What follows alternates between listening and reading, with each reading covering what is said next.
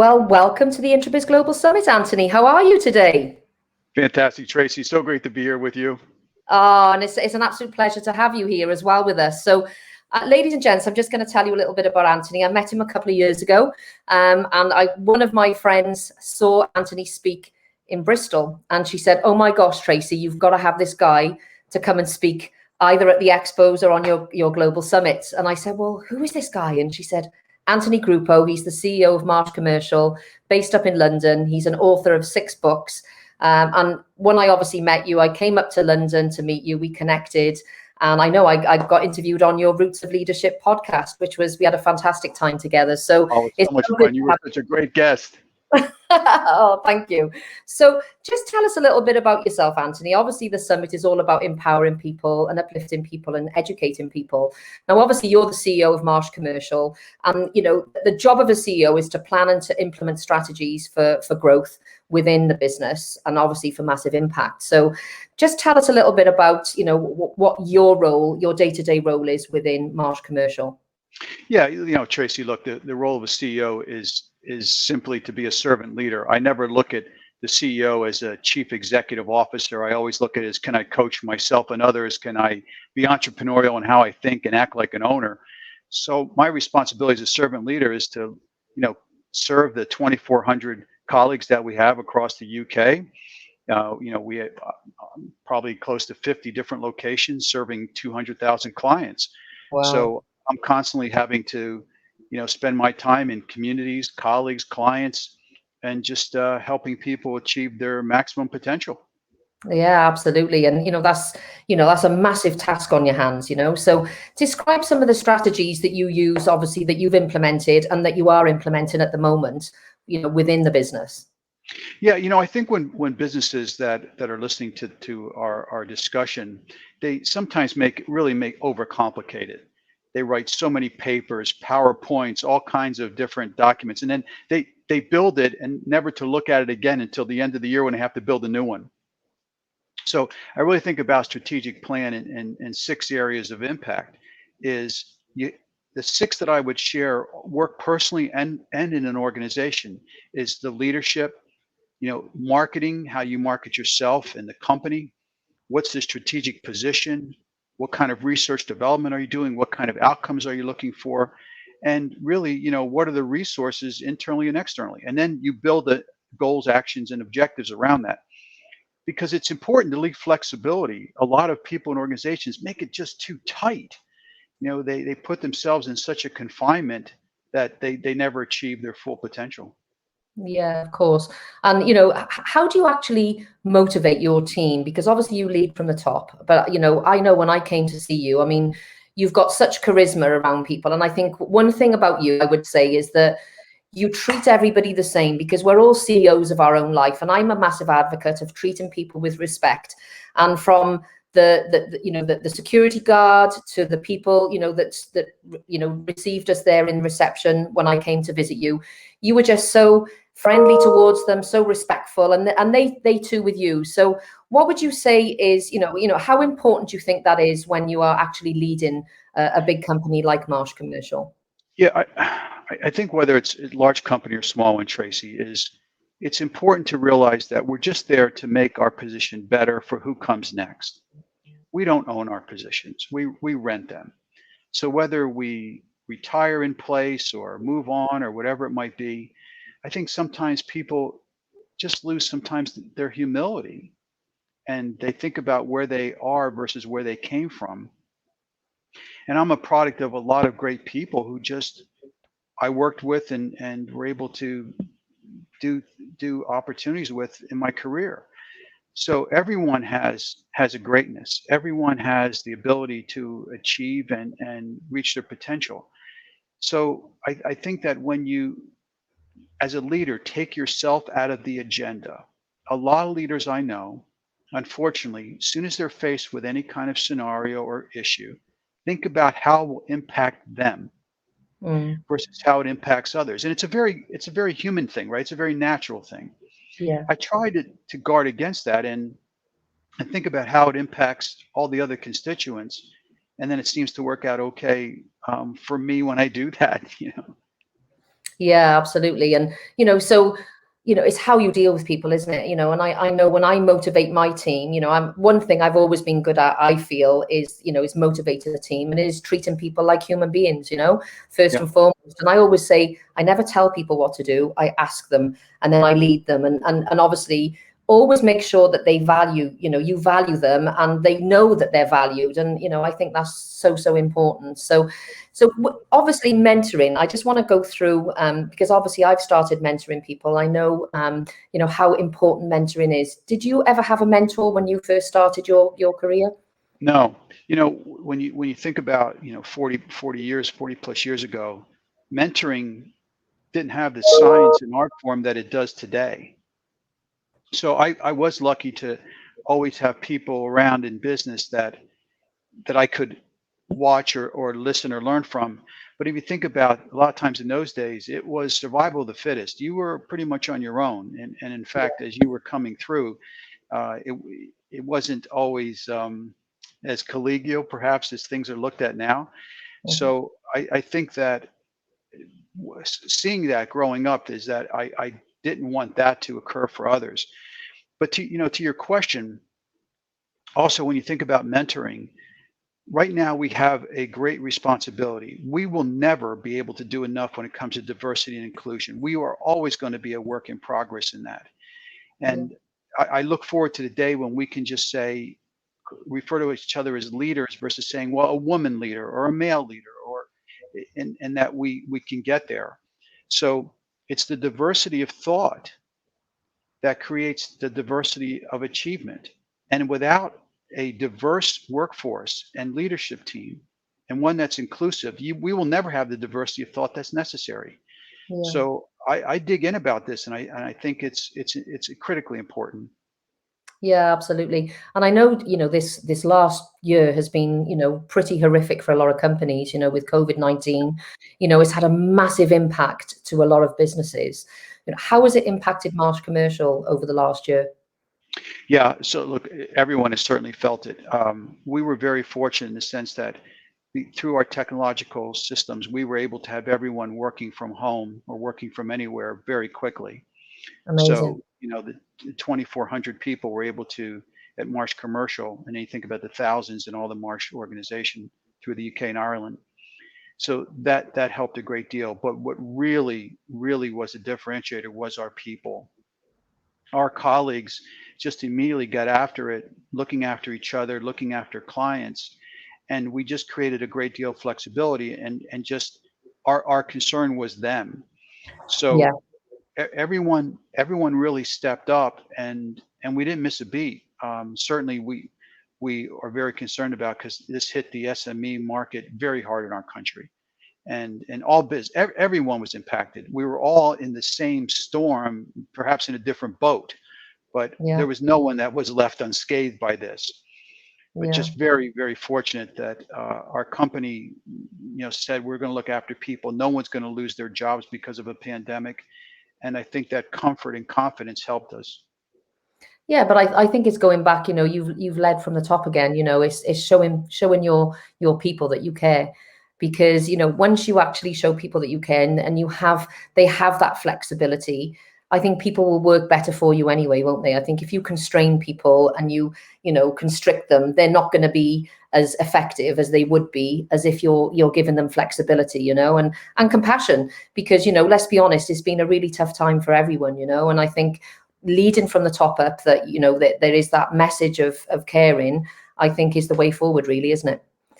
Yeah, we have to break all the norms that exist. And I installed a separate line in my residence here in London, just for colleagues to call in the evening to talk about anything they wanted to talk about. We ran monthly rallies for all the colleagues to ask any question they want to ask, because it's tough. You think about people that live on their own, or all the homeschooling that was going on, people looking after sick parents. I mean, people that couldn't see their parents.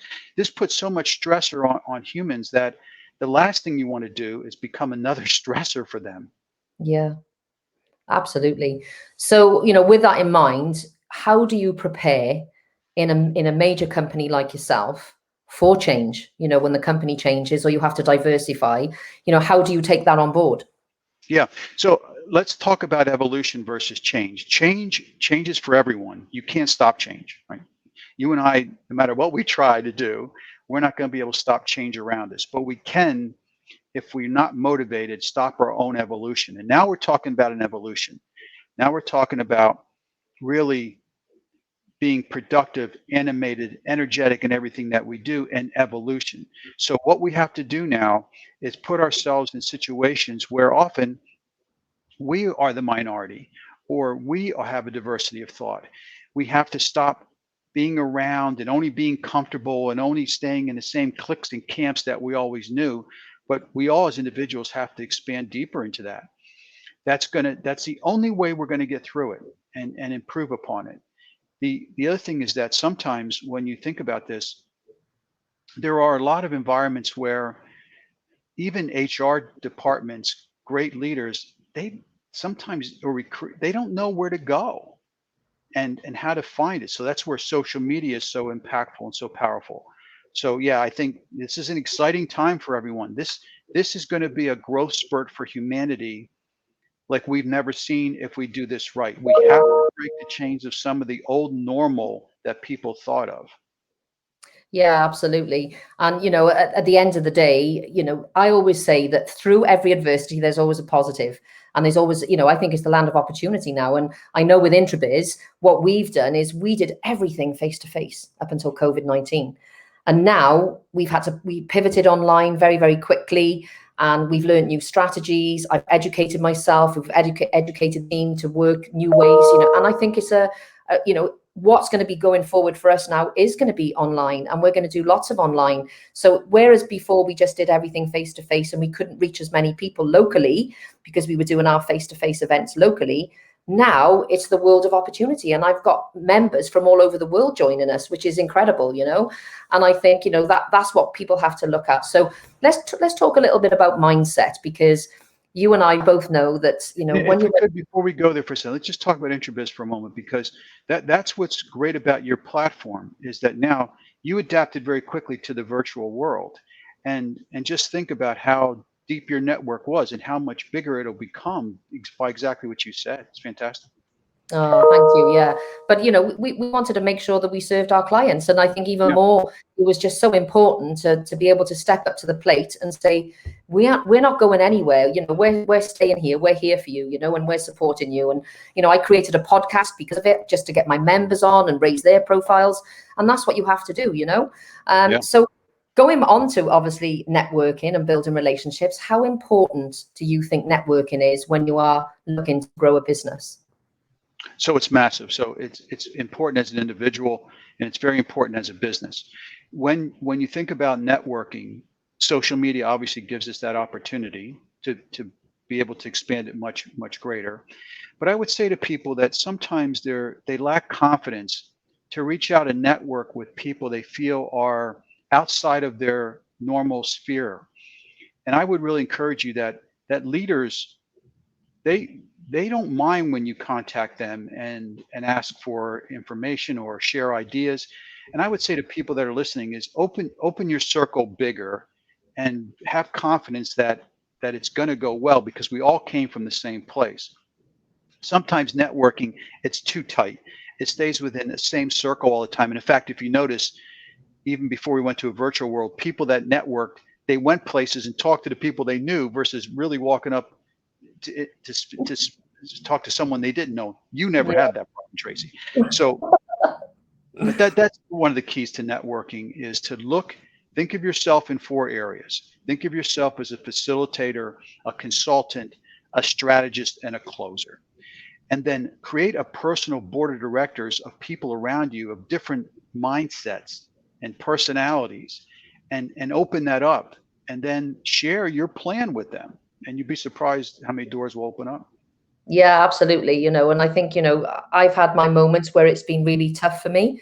And, I put it out there last week that, things are really tough. And I actually put a post up saying it's okay not to be okay sometimes, because, I'm the most positive person that you can ever wish to meet, as you know. However, I still have my moments where I'm like, oh my God, it's overwhelming, and with all the things that I've had to do behind the scenes. And I put it out there, and the amount of people that messaged me, phoned me, text me saying, hope you're okay. You know, I'm here for you, you know, and a couple of people actually said, you've been here for everyone and you've uplifted everyone and you've always been there to lift your hands out and reach out to people and help other people. Now it's our turn to do that for you.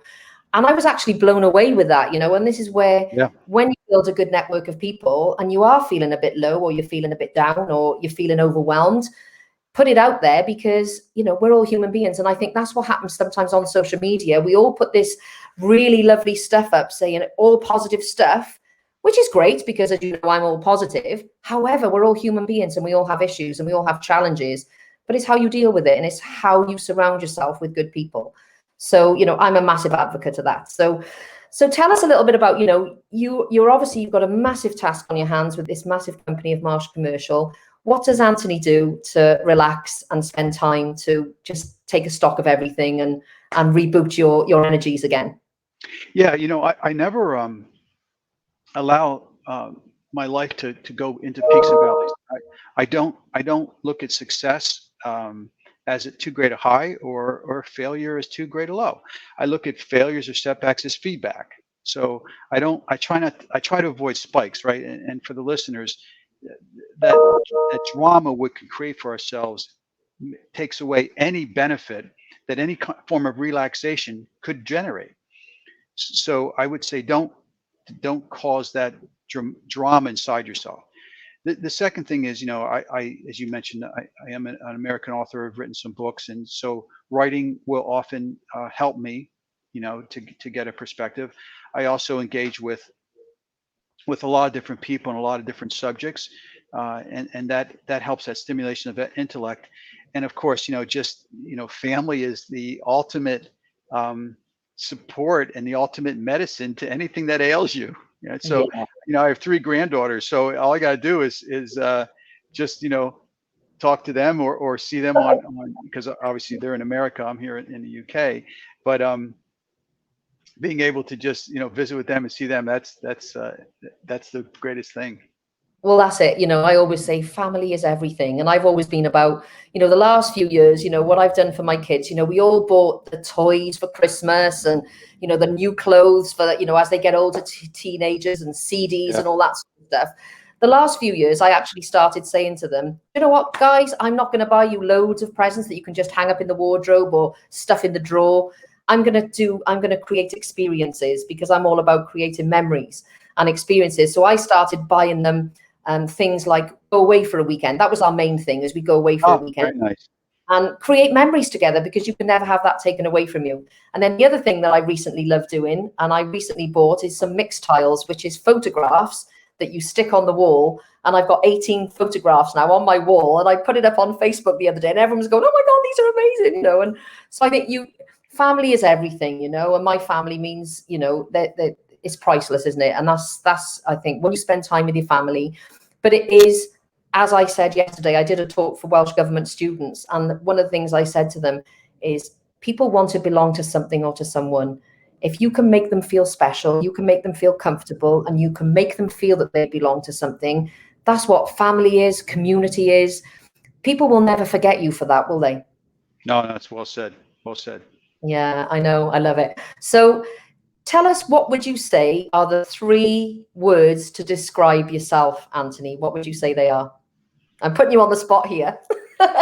3 words? Yeah, I just say, you know, maybe it's 4. Human being in motion. You know, I mean, I'm not that impressed with myself, so I'm a work in progress, right? Aren't we all? Aren't we all? And that's it. That's what I love about you, though, Anthony. You haven't got a big ego. You've got a big job to, you know, that you've achieved in your business with Marsh, but you have not got this big ego, which that's what I love about you, because there's so many people out there who run businesses with their egos, and it's just awful. But you're not like that at all. I would say your 3 words for me, how I would describe you, is empowering. I wrote this down: leadership and strategic. But as I say, you are a human connector, and you are, I would say that, you know, you love people just like I do, and that's what I love about you, you know.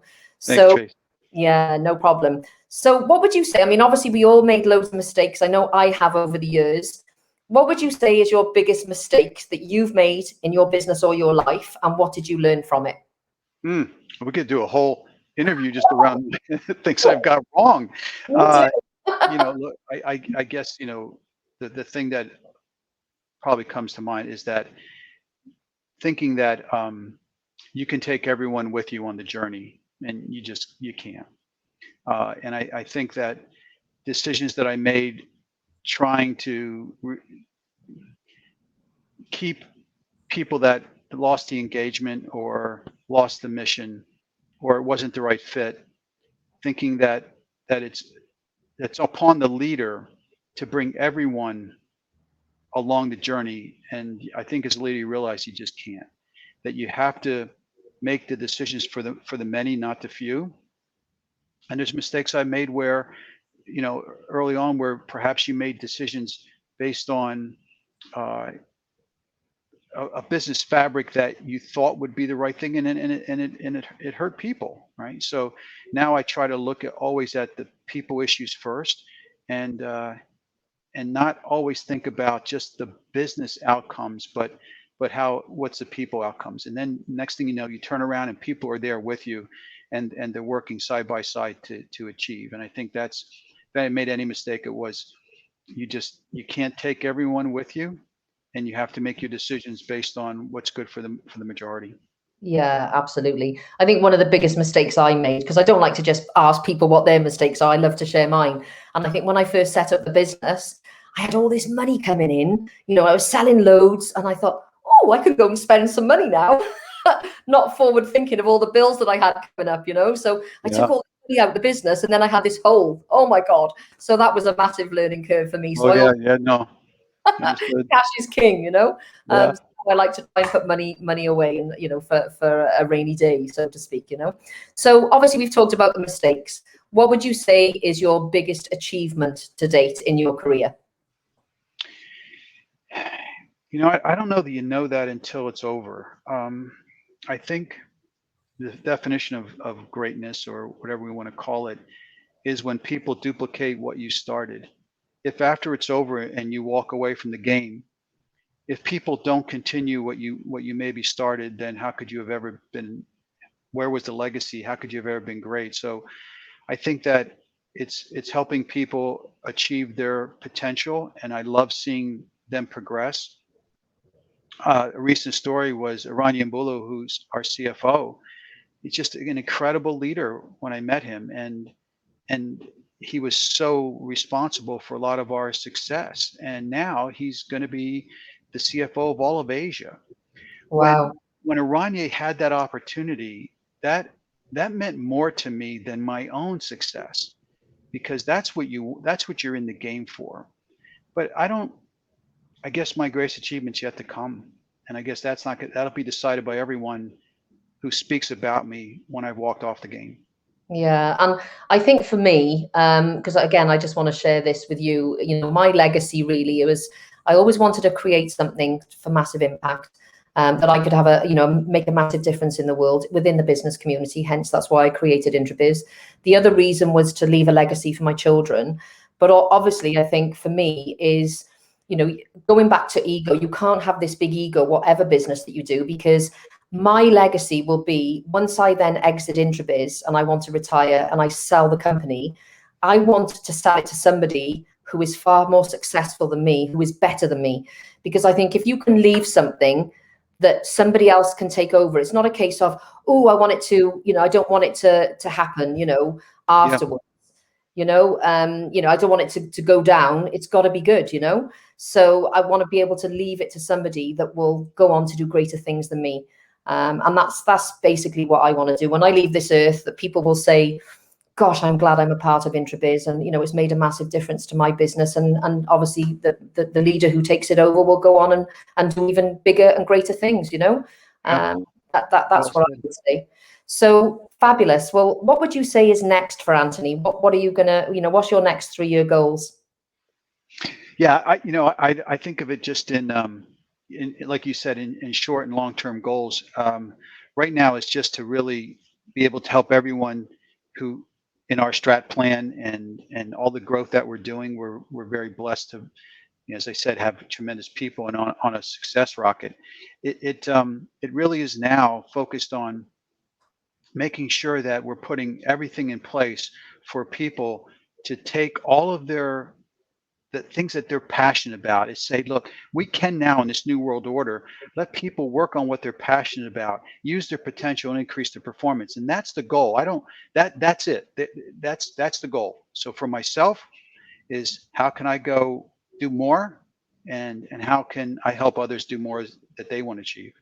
Yeah, And amazing. the I rest know. seems to work out just fine. Yeah, fantastic. Oh, it's been an absolute pleasure having you on, Anthony. Really appreciate you coming on and take it. I know you're so busy, so I really appreciate you coming on to the Introbiz Global. Never too busy for you, Tracy. Thank you. As I say, it's great to spend time with you as always. So hopefully see you all very soon, and have a great day. Look forward. Thanks, Tracy. Bye-bye. Bye-bye.